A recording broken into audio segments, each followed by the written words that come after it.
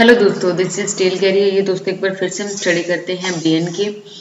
सबसे पहले हम देखते हैं डेली टाइम फ्रेम पे। डेली टाइम फ्रेम पे देखिए कि हमने एक रेंज बाउंड की थी यहाँ से अप एंड ये वाला डाउन, कि मार्केट जब भी इस रेंज से बाहर निकलेगा हमें एक अच्छा मूवमेंट देखने को मिलेगा। अभी क्या हुआ है कि लास्ट के 2 डेज में कैंडल ने क्लोजिंग ऊपर की है, that's well in good. And आज की जो हमारी कैंडल बनी है वो प्रीवियस कैंडल के इनसाइड में ही कैंडल बनी है एंड प्रीवियस डे से थोड़ी ही नीचे आके क्लोजिंग हुई है, सिर्फ 60 पॉइंट।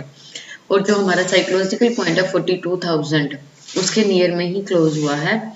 अब कैंडल ने यहाँ पे हाई लगाया है 231 का एंड जो प्रीवियस वाली कैंडल है उसने अपना हाई लगाया हुआ है यहाँ पे 345 का। अब हमारे लिए कल एक अच्छी अपॉर्चुनिटी है। ऐसा हो सकता है कि मार्केट हाई या लो ब्रेक करे इस बड़े वाले कैंडल का, तो हमें एक अच्छा मूवमेंट देखने को मिल जाए अप या डाउन तरफ का। ये एक अच्छी प्रोबेबिलिटी हो सकती है।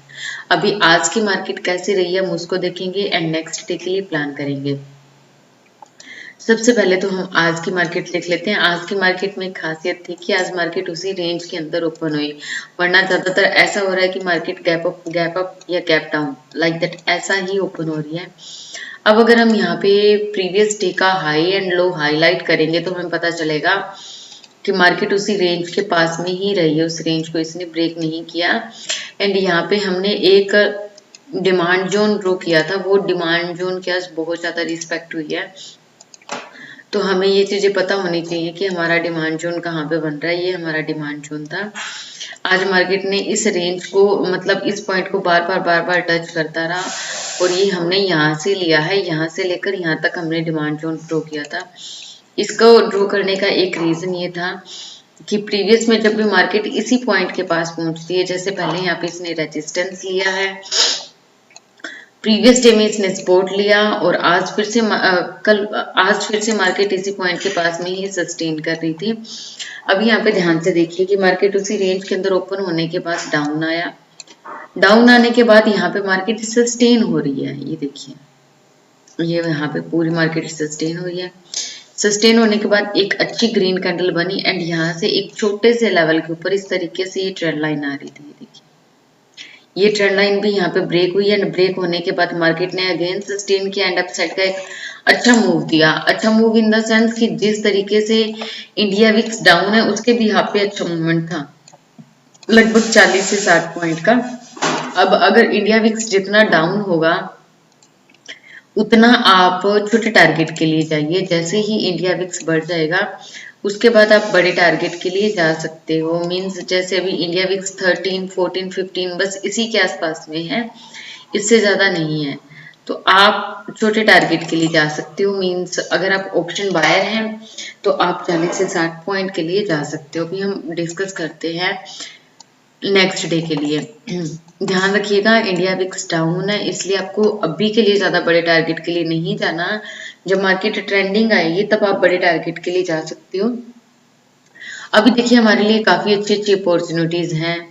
मार्केट अगर इसी रेंज के आसपास में यहाँ पे हल्का सा गैप अप खुलती है और सस्टेन करती है तो हमारा ये वाला लेवल जो है ये स्ट्रोंग हो जाएगा। तो हम इस लेवल को क्रॉस करने के बाद अब तरफ के लिए एक ट्रेड ले सकते हैं, जो हमें प्रीवियस डे का हाई हमारा फर्स्ट टारगेट रहेगा। उसके बाद हमारा साइकोलॉजिकल पॉइंट 500 हमारा टारगेट रहेगा। अब हम बात करते हैं डाउन तरफ की। मान लीजिए कि मार्केट हल्की गैप डाउन ओपन होती है और यहाँ पे सस्टेन करती है, तो इट में भी पॉसिबल कि ये जो हमारा यहाँ पे डिमांड जोन था, ये वाला एरिया जो था, इस एरिया को मार्केट निकाल दे। अगर ऐसा पॉसिबल होता है तो फिर हमें डाउन तरफ का एक अच्छा मूव मिल जाएगा।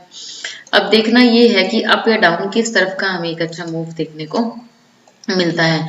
लेकिन एक चीज ध्यान दीजिएगा, ज्यादा बड़े और ज्यादा लंबे टारगेट के लिए अगर आपको चलना भी है तो आप एक काम कीजिए कि जितनी भी आप क्वांटिटी लेते हैं उसमें आप 80% बुक कीजिए एंड बाकी का 20% छोड़ दीजिए। उसको अपना टारगेट एंड लॉजिकल एसएल मतलब जो ट्रेलिंग एसएल होता है वो हिट करवाने दीजिए, नो इशू। और मीन टू से कि बुक करते जाइए और लंबा चलते जाइए, बुक करते जाइए और लंबा चलते जाइए। ऐसा नहीं कि जितनी क्वांटिटी ले ली उसके ऊपर आपने एकदम स्ट्रिक्टली वो कर लिया कि मैं तो यही निकालूंगा। मतलब उस टारगेट तक पहुंचने के बाद ही इस पोजीशन को एग्जिट करूंगा। आप टाइम टू टाइम एक बार एग्जिट करते जाएं और थोड़ा लंबा चलते जाएं। रीजन इज दैट कि भी इंडिया विक्स थोड़ा डाउन है। जैसे ही इंडिया विक्स बढ़ जाएगा आपको ऑप्शन में काफी अच्छे रिटर्न देखने को मिलेंगे, फिर आप अपनी स्ट्रेटेजी को थोड़ा चेंज कर सकते हो। अभी जैसा मार्केट है हम उसके हिसाब से चलेंगे। जैसे ही इंडिया विक्स इंक्रीज होगा ऑप्शन में हमें काफी अच्छा मूवमेंट देखने को मिलेगा, फिर हम उसके बिहाफ पे चलेंगे। फिलहाल के लिए इतना ही। आप बने रहिए, जुड़े रहिए और समझते रहिए, सीखते रहिए। लाइब्रेरी ऑफ चार्ट के नाम से हमारा टेलीग्राम चैनल है, आप उसे भी ज्वाइन कीजिए। वहां से आपको नई नई लर्निंग सीखने को मिलेगी। डेली लाइव सेशन होता है, लाइव सेशन में आपको ये चीज पता चलती है कि डिमांड जोन कहाँ है, सप्लाई जोन कहाँ है, आपको कहाँ ट्रेड लेनी है, आपको कहाँ सस्टेन करना है, आप कहाँ लंबा रुक सकते हो, कहाँ आपको छोटा टारगेट लेके निकलना है। तो ये सारे पॉइंट्स हम उसमें डिस्कस करते हैं। Thank you so much, good bless you, take care.